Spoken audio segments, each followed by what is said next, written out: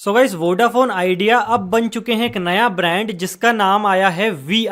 तो जैसे जियो एयरटेल है ऐसे अब वी एक कॉमन ब्रांड बन चुका है। तो अगर आपके पास वोडाफोन की सिम है या आइडिया की सिम है तो आपके लिए क्या क्या चेंज होने वाला है और आगे जाके टेलीकॉम इंडस्ट्री में क्या कुछ होने वाला है सब कुछ जानेंगे इसी वीडियो में। So hi guys, this is Siddhant and you are watching set talk. So guys Vodafone Idea जो है स्ट्रगल कर रहा था क्योंकि वोडाफोन एक अलग एंटिटी चल रही थी, आइडिया अलग चल रहा था। आइडिया के टावर अलग थे, वोडाफोन के टावर्स अलग थे। तो ये जो दोनों कंपनी है वोडाफोन आइडिया लिमिटेड के अंदर मर्ज हो गई थी 2018 में, बट अभी तक इनकी सारी चीजें अलग चल रही थी। प्रमोशन भी अलग चल रहे थे, इनकी शॉप्स भी अलग थी, सिम भी अलग थी, सब कुछ अलग था। अब सबको मिला के एक नया ब्रांड बना दिया गया है वी नाम से। तो यहाँ पे अगर आप वोडाफोन की वेबसाइट ओपन करते हैं इंडिया की तो ऑटोमेटिकली ये myvi.in पे ले आएंगे और आपको बताएंगे वोडाफोन आइडिया एक हो चुका है। इसी तरह आइडिया की भी वेबसाइट खोलेंगे तो ये भी रिडायरेक्ट हो जाएगी। तो अगर आज की तारीख में आपके पास वोडाफोन आइडिया की सिम है तो थोड़े दिनों में उसके अंदर भी लिखा आ जाएगा वी, जहां पे लिखा आता है आपके नेटवर्क में आइडिया का है कि वोडाफोन का है। उसके बाद जितनी नई सिम इश्यू होंगी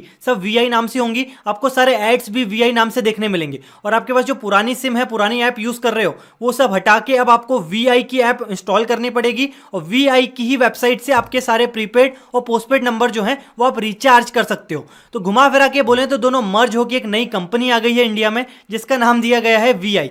इनको 2 साल क्यों लग गए? तो देखो, जैसे ही जियो की एंट्री हुई थी उसके बाद वोडाफोन आइडिया धीरे धीरे खत्म होने लगा था। आज भी आप देखोगे तो 40 करोड़ इनके पास यूजर बेस था, कम कम कम कम होते होते अब 28 करोड़ का ही बचा है। तो इनने सब कुछ अच्छी तरीके से सोचा तो था, लेकिन बीच में एजीआर का डंडा आ गया था। एजीआर के ऊपर मैंने एक वीडियो बनाया हुआ है कि एजीआर क्या है। तो हर कंपनी को पुराना बहुत सारा बकाया देना था और जो सुप्रीम कोर्ट का निर्णय आया था उसके हिसाब से इनको 1-2 महीने में ही सारा पैसा देना था। तो वोडाफोन आइडिया की बात करें तो इनको 58,000 करोड़ रुपए देना था। इनके पास इतने पैसे ही नहीं थे। तो जैसे तैसे बहुत सारी सुनवाई चली और फाइनली सुप्रीम कोर्ट ने बोल दिया कि भैया इकट्ठा पैसा हमको 1-2 महीने में मत दो, आपको हम 10 साल का समय देते हैं, आप इंस्टॉलमेंट में दे देना। तो इनके पास 10 साल का एक तरह से बोल सकते हो टाइम आ गया पैसा जमा करने का। तो इस हिसाब से आप देखोगे पर ईयर के हिसाब से अगर आप देखोगे तो अभी इनने 8,000 करोड़ दे चुके हैं, 50,000 करोड़ और देना। तो 10 साल के हिसाब से देखें तो हर साल 5-5 हजार करोड़ रुपए देते रहेंगे। तो इस हिसाब से इनको एक लाइफलाइन मिल गई, एक ऑक्सीजन मिल गई इसको सस्टेन करने के लिए पूरा बिजनेस मॉडल को। जैसे ही इनको पता चला कि पैसे 10 साल में देना है तो इनको ऑक्सीजन मिल गई। तो अब ये 10 साल तो एटलीस्ट सर्वाइव कर सकते हैं, जैसे तैसे पैसे इकट्ठा कर सकते हैं। और अभी अभी नई न्यूज भी आई है कि वोडाफोन आइडिया के अंदर अमेजॉन और बाहर की कंपनीज हैं वो पैसा लगाने तैयार है। अब आपने देखा होगा जियो के अंदर फेसबुक, गूगल, माइक्रोसॉफ्ट किसी भी कंपनी को नहीं छोड़ा, सबने इतना सारा इन्वेस्टमेंट कर दिया कि जियो के पास एक भी रुपए का लोन नहीं है। वो जो भी पैसे उसके पास हैं सब कुछ उसके खुद के हैं, उसको किसी को लोन नहीं चुकाना है। अब वोडाफोन आइडिया की बात करो तो 1 लाख करोड़ रुपए का इनके पास कर्ज है, उसमें से भी 50,000 करोड़ तो अलग से देना है गवर्नमेंट को।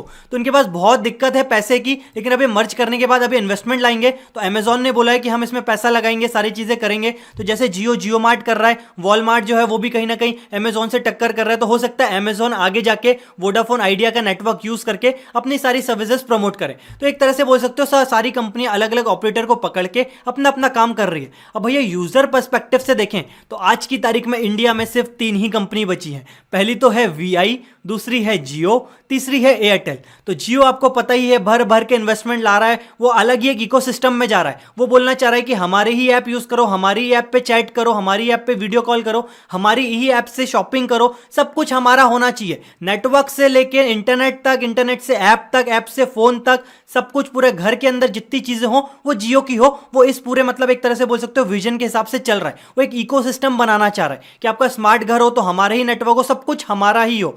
अब वोडाफोन आइडिया जो है और एयरटेल जो है ये आपस में जियो से अभी टक्कर ही कर रहे हैं क्योंकि इनके पास बहुत सारी चीजें आ चुकी है। और जियो की सबसे अच्छी बात यह है कि इसका बेस जो बिल्कुल कोर चीज है वो इसका इंटरनेट है, क्योंकि इंटरनेट के ऊपर ही सारी चीजें चलेंगी। कल को आप बोलो व्हाट्सएप, फेसबुक चलाना है तो भाई चलाओगे तो किसी ना किसी इंटरनेट पे ना। तो जियो तो पहले से ही इंटरनेट कंपनी बना बैठा है। तो इंटरनेट कंपनी बनने के बाद इसकी खुद की माई जियो की जो ऐप है वो 100 मिलियन से ज्यादा उसके इंस्टॉल है। कल को अगर जियो कोई एक नई ऐप लॉन्च करे और वो जो 100 मिलियन लोगों ने माई जियो ऐप लगा के रखी है सबको एक बस पुश नोटिफिकेशन ही भेज दे या ऐप खोलते से एक नोटिफिकेशन ही भेज दे कि भाई मेरी एक नई ऐप आ गई, जियो मार्ट आ गई, जियो हेल्थ आ गई, कुछ भी आ गई, तो ऑटोमेटिकली इतनी सारी ऑडियंस है, नेट भी उसी का यूज कर रही है। तो घूम फिर के सारी चीजें इनकी खुद की हैं। तो जियो उसी विजन पे चल रहा है और वोडाफोन आइडिया थोड़ा सर्वाइव कर रहा था। अब दोनों के मर्जर के बाद अब ये एडवर्टाइजमेंट भी वी के नाम से करेगा, सब कुछ अब वी के नाम से होगा। अब यहां पे बोलोगे कि भाई 3 कंपनी थोड़ी है, और भी तो कंपनी है। तो हाँ, माना कि भाई BSNL MTNL भी है, बट ये है नहीं है ये इन लोगों को क्या फर्क पड़ता है। क्योंकि अगर आपके घर पे नेटवर्क आता है तब तक तो ठीक है, इसमें कोई इनोवेशंस नहीं आ रहा है।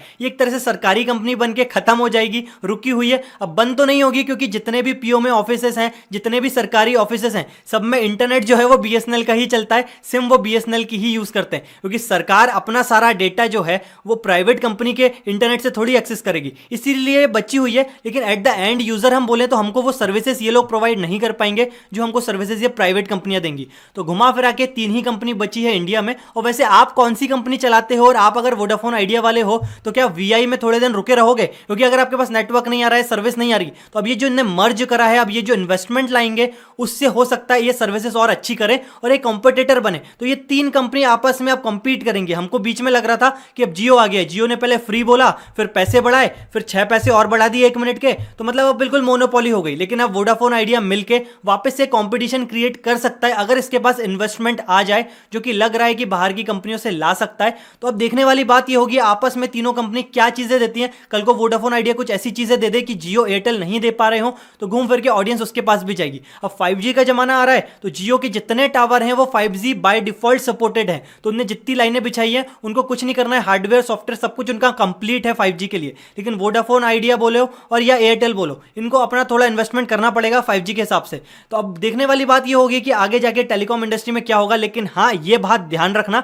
आज की तारीख में जितना डेटा हमको मिल रहा है जिस रुपए में, वो बहुत ही सस्ता है। आगे जाके डेटा के प्राइसेस इंक्रीज होंगे ही होंगे, क्योंकि हर कंपनी के पास लोन है, हर कंपनी को पैसा चुकाना है, एजीआर भरना है, और कंपनी के पास रेवेन्यू को आज की तारीख में मॉडल नहीं है। इसीलिए एयरटेल वाले भी बोल रहे थे 100 रुपए में 1 GB देंगे, लेकिन वो ऐसा नहीं है कि इनने बोल दिया तो देंगे। तो इनको भी पता है हमने अगर बोला तो सारे लोग उठ के इन दोनों में शिफ्ट हो जाएंगे। तो ये अपने लोग खराब नहीं करेंगे, जो भी होगा आपस में तीनों कंपनी बैलेंस करके ही करेंगी, म्यूचुअल अंडरस्टैंडिंग से ही करेंगी। तो नीचे आप कमेंट में जरूर बताइए आप कौन से सिम यूज करते हैं, और आने वाले दिनों में आप क्या चाह रहे हैं कि डेटा का प्राइस इंक्रीज होगा तो क्या आप ब्रॉडबैंड पे शिफ्ट करेंगे? क्योंकि जियो फाइबर जो है वो 30 दिन फ्री ले आया है। तो जियो फाइबर लॉन्च होते समय तो बताया गया था कि बहुत बड़ी चीज है, लेकिन बाद में बिल्कुल फुस्सी बम निकला। अब वापस से उसमें धीरे धीरे बारूद भरी जा रही है, उसका प्रमोशन किया जा रहा है। तो अब देखते हैं आगे जाके जब ये लोग 1 GB डेटा इतना महंगा देंगे, वहां पे जियो फाइबर या जो ब्रॉडबैंड कनेक्शन हैं वो वापस बाजी मार सकते हैं, क्योंकि ब्रॉडबैंड कनेक्शन में इनको स्पेक्ट्रम का पैसा नहीं देना है, तो आपको ज्यादा स्पीड कम पैसे में ये लोग दे पाएंगे।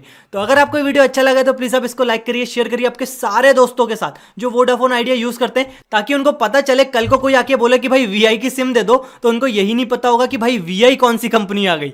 सो I hope you like this video. Thank you.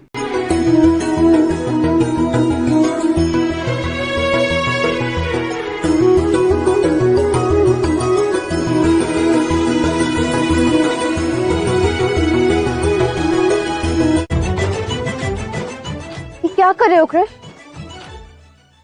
शिष्य का धर्म होता है गुरु के पद चिन्हों पर चलना, वही कर रहा हूं। ये तो केवल एक कहावत है, अब इसका अक्षरशः पालन